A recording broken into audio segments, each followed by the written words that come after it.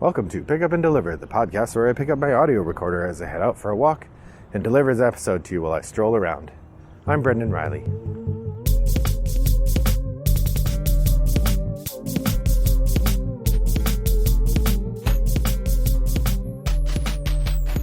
Well, good afternoon, listeners. It is a breezy afternoon here in suburban Chicago, and I am offering you the last episode of March. This episode will be published on Wednesday, March 31st, and then we will move into April. So the next episode will be a top of the stack delight for you to listen to.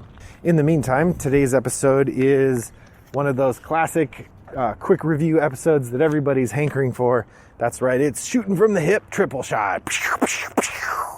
Today I'm going to be talking about 3 games that I've played recently for the first or maybe second time and what I think of those games. This also is a nice preface to the top of the stack episode in that I will have talked about all the games that I talk about having played for the first time there. So I don't need to spend a lot of time on game review there. I can just focus on stats, which I know is what all of you are aching for out there in podcast land. So today I will be giving you a hot glimpse of a couple rare treats that I was able to get to the table due to lots of people being at my house. Actually, my mother came to visit and we played a number of games. One of these I did not play with her, but the other 2 I did, along with the rest of my family, and we enjoyed them quite a bit. So without further ado, here is the first of my Shooting from the Hip reviews. So as a reminder for new listeners, Shooting from the Hip is a mode of sort of first impressions review that I like to do here on the podcast. So when I play a new game, maybe once or twice, I will give a quick impression of it here on the podcast. I, of course, haven't played it well enough to do any kind of thorough review, so you should take anything I say in this section with a grain of salt bigger than your forearm. All right, so here we go. The first game I want to mention is Costa Rica. Now, Costa Rica came into my collection in a weird way. My friend Sam Cordis mentioned that he found a copy at Tuesday Morning. Tuesday Morning is a strange resale shop in which they pick up, overstocked things and sell them for a discount. Now, I wouldn't normally be all that interested in games at Tuesday Morning. Most of the games there are not good, but every now and again, they do end up with some overstock games that are worth a look. An example from about a year ago, I got the Stefan Feld game La Isla there, which is not his best game ever, but it is a nice little treat. And from the same publisher, from Mayfair Games, we have Costa Rica. Now, the thing that attracted me to Costa Rica, other than the Clemens Franz art on the cover, is the designer name above the title, Brett Gilbert and Matthew Dunstan. Now, this pair of designers I've been watching for a while.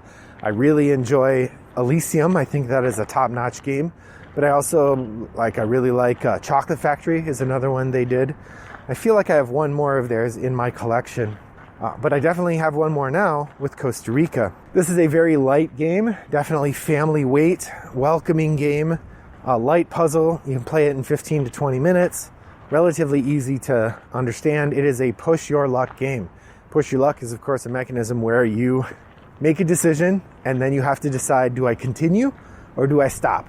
If I stop, I take what I have so far. If I continue, I risk what I have, but maybe I go on for glory. Top marks in this field, I like Dead Man's Draw, I like Perudo, I like Ink and Gold. These are all excellent push your luck games. Arguably, Perudo might be a bluffing game instead, but there's a lot of overlap there. Costa Rica is a push your luck game. The way it works is you have this grid of hex tiles, which are the jungle of Costa Rica, and you have 6 expeditions.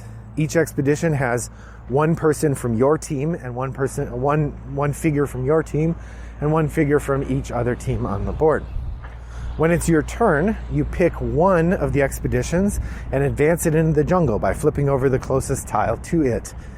That tile will have a creature on it, which is something you have photographed, but it may also have a danger marker on it. If you encounter one danger marker, no problem. You can still continue.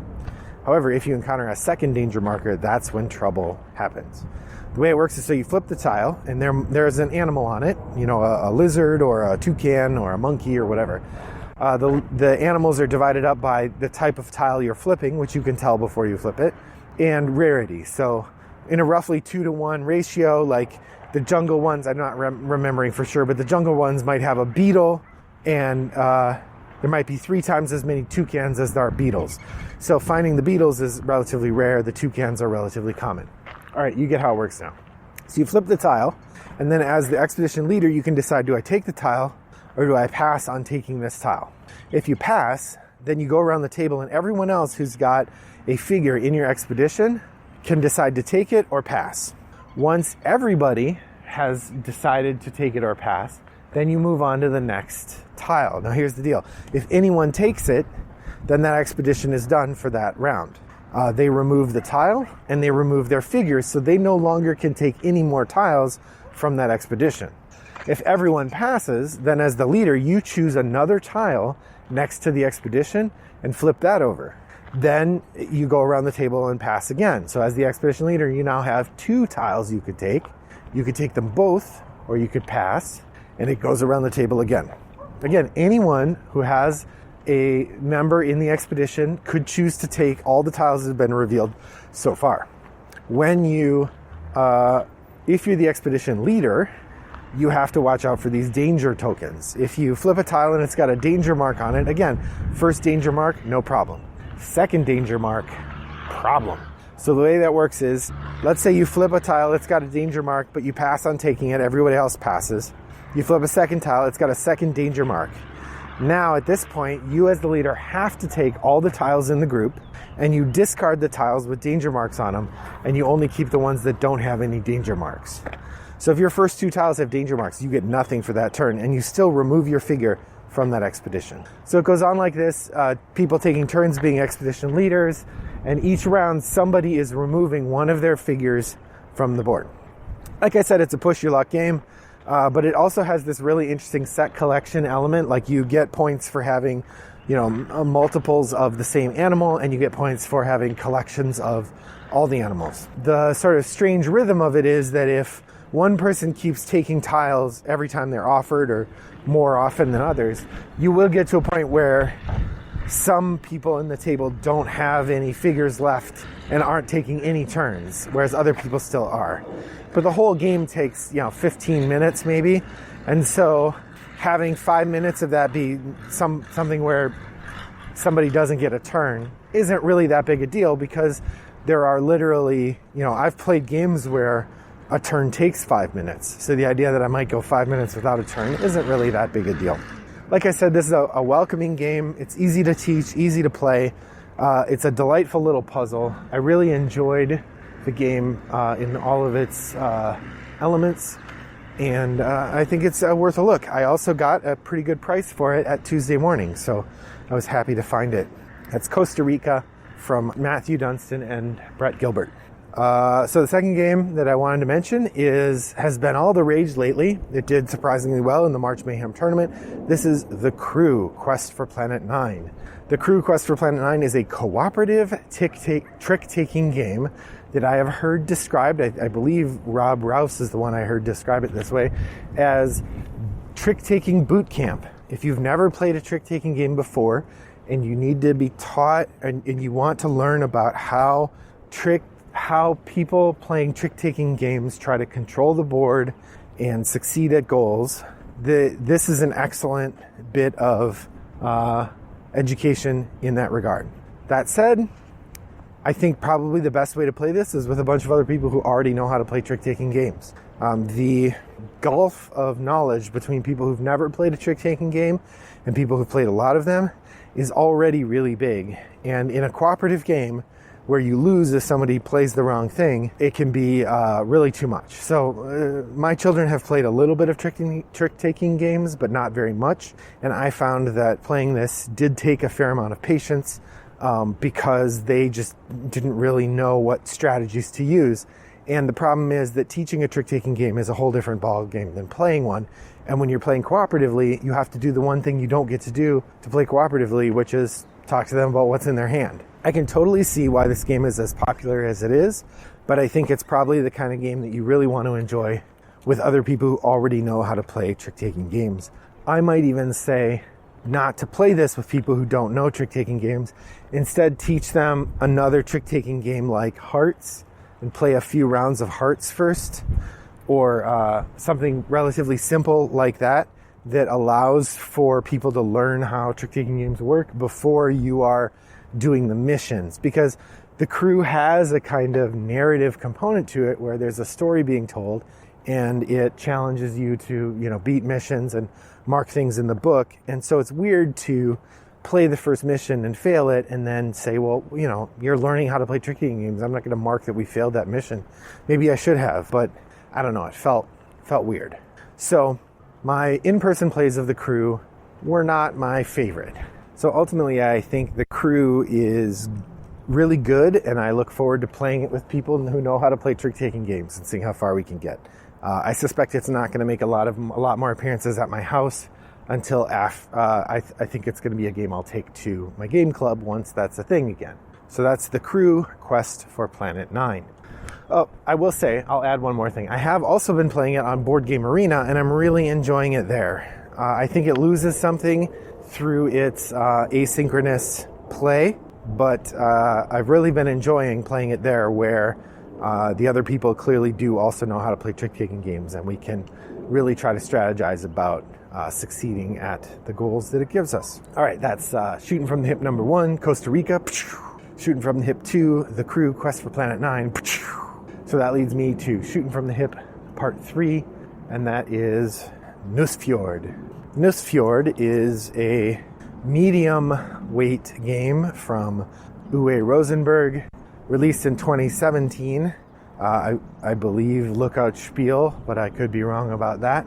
And I've only recently got it. It was on sale at Miniature Market for a relatively reasonable price, and I had just heard some very good reviews of it over on Shut Up and Sit Down, and so I thought I would give it a try.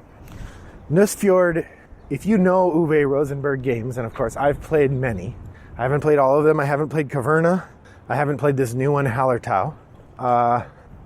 Nusfjord is what I would call a middleweight Uwe Rosenberg game. So Rosenberg has a couple different styles of game. He's got his really heavy giant games. I would put Agricola in that category, but Caverna, A Feast for Odin, Hallertau, these are games that are huge. They come with tons of stuff. Le Havre is another one that I would put in the really big category. And then he has some very light games. Not only did he design Bonanza, but he also designed Patchwork and a whole series of Tetramino games like Summer Garden and Spring Meadow and New York Zoo.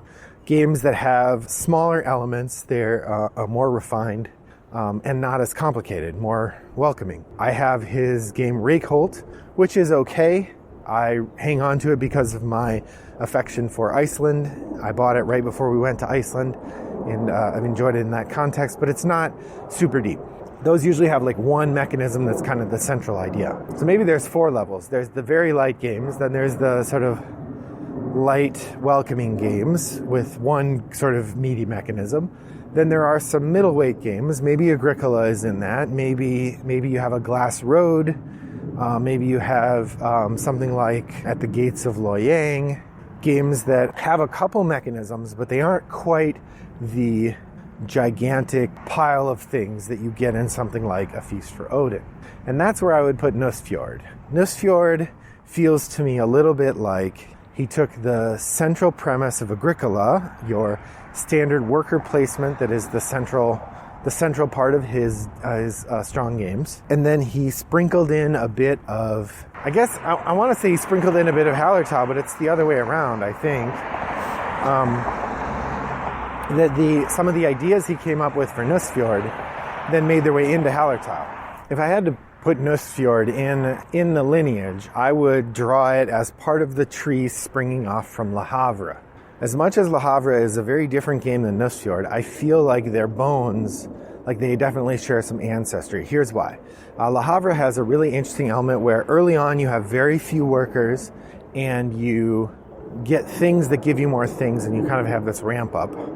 It's also focused on fishing, so you have a certain amount of fish that you get when it's time to go fishing. And then you also have to feed your workers. It's a standard Uwe Rosenberg tax. You have to be able to support the infrastructure that you've built. Nusfjord has all those things. It's got the fishing set up. Instead of buying fishing ships, which give you more fish, instead you get you have this track where the more ships you buy, the higher your fishing yield is. And in Nusfjord, you get to pick how much architecture you want to build in terms of who's going to receive your fish. But he's got this limit on how much you can cure, how much you can put in your reserve to cure and keep. And so if you don't build the architecture, but you keep buying ships, you'll get to a point where you're fishing more food than you can use. And that feels bad because you're literally having to throw back fish. He also introduces this great mechanism of the town banquet hall. So he's got this track where you spend your fish to feed the town elders. And whenever you want a town elder to help you, you either recruit one from the market or you have some that are part of your group. Whenever you want one of them to help you, you have to use some of the fish from this banquet track. So there's a constant give and take where you're putting fish on this banquet track and then you're trying to get them back. But like all of Rosenberg's games, you build this engine where the things that you can do multiply and amplify other things that you can do based strongly around this network of ideas that you've set up. I've only gotten to play it once so far, but I really enjoyed the experience, the effect of trying to build up this, whatever you call it, engine, set of functions and buildings and elders who help you to make your system work better. I really enjoyed the interplay of the different pieces that you get. You have 3 workers right from the beginning, so you have a variety of choices, and there's plenty of spaces, although you certainly do find yourself blocked from the space you want to use occasionally. But one of the things I like is the elders often give you other ways to do the same thing you wanted to do. So maybe you wanted to build a particular kind of building, but you can't because someone else takes the build a building spot. Well, you could recruit an elder who lets you build buildings, and then you can build a building every turn. Like one of the things you can do as an action is put food in the banquet hall. I was able to get an elder fairly early in the game who let me put food in the banquet hall every time I used a worker. Now I can only put in one food action, or I could only fill one plate as opposed to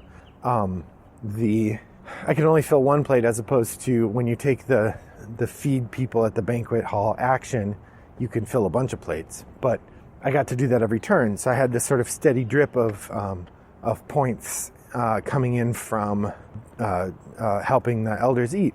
The result was this really great ramp up of experience during the game. So that's a part I really enjoyed about the game. I will say the theme I found, it's fine. You're running a fishing village in Norway. I guess probably Rosenberg is happy enough to just keep doing games with that same theme. Whatever, going fishing, raising crops, and building up different interesting systems for going fishing and raising crops. He's happy to do that for this level of game, and that's fine. I'm not complaining. Nusfjord is definitely on the lighter end in terms of complexity. There's a lot going on. You could build a big system, but it's not like Le Havre where you're having to plan out 4 moves ahead and build these big chains of resources. I mean, there's really just a couple different resources to handle, and you're really just, pushing toward getting points. It works really well in that regard. So that was my first play of Nusfjord. What games have you tried for the first time recently? Have you played Nusfjord or The Crew Quest for Planet 9, or what was the other one I talked about today? Costa Rica? If so, you can join the conversation. If not, you could ask questions about them. You could also join the conversation. Either way, that conversation is happening over on Board Game Geek in our guild number 3269. I would love to hear from you to see what you have to say about these delightful games. If you wanted to reach out to me more personally, you could send me a geek mail on Board Game Geek. My username is wombat929. You could also send me an email, brendan@rattleboxgames.com. Will get to me toot sweet. Yeah, those are probably the best ways to reach out. I really enjoy playing asynchronous games. As I've mentioned, I play on Board Game Arena and Boîte à Jeux and Yukata. If you'd like to play on any of those platforms with me, reach out through them. My username is Wombat929 on all 3 platforms. I will be happy to play a game, even if I've never played it before. I just started a game of viticulture, for instance, and I have no idea what I'm doing, but I planted some wine, so there we go. I have a couple minutes here before I get home, so I hope you'll indulge me. So Pick Up and Deliver has a small base of steady, reliable listeners. Thank you, listeners. I enjoy your company and welcome your audience. And frankly, I really enjoy doing this, so if you are the only people who ever listen, that's fine with me. That said, I wouldn't mind having more people listen, and the best way for that to happen is for you to help me. I'm going to try not to ask for this sort of thing very often, using the So Very Wrong About Games model of just asking occasionally. But if you like this podcast and you think other people would too, there are a couple ways you could help spread the word. First off is literally spread the word. Tell a friend about the podcast. Tell somebody what you like about it and why you listen. You know, you could point out that most episodes are about 20 minutes long. Maybe some are 15, some are 25. I don't know how long this one's going to be, but probably closer to 25. That would be one way. Tell people about the podcast. Another way would be to give us some reviews. You could go to wherever it is that you listen to your podcast, or the things I've read say Apple Podcasts are the best place to review, but I don't particularly care. If you post a review for me, that would be great. It's fun to know that people are listening, and reviews help other people find the podcast. We are now at the end of March. We're a third of the way through 2021. So I also would be interested to hear what you'd like to know. I haven't done a Q&A episode for a while, but I would be happy to answer some Q's with some A's if you have any. Probably the best way to do that is post them over in Board Game Geek and in the Guild, but any of the other contact methods that I've mentioned would be welcome and appropriate. That's about it for me today and for March. Our next episode will be the top of the stack in April. I look forward to sharing my stats of my month of playing. I'm afraid they aren't as triumphant as they should be, but hopefully I will have made some progress. Thanks for joining me on my walk today. I hope your next walk is as pleasant as mine was. Bye-bye.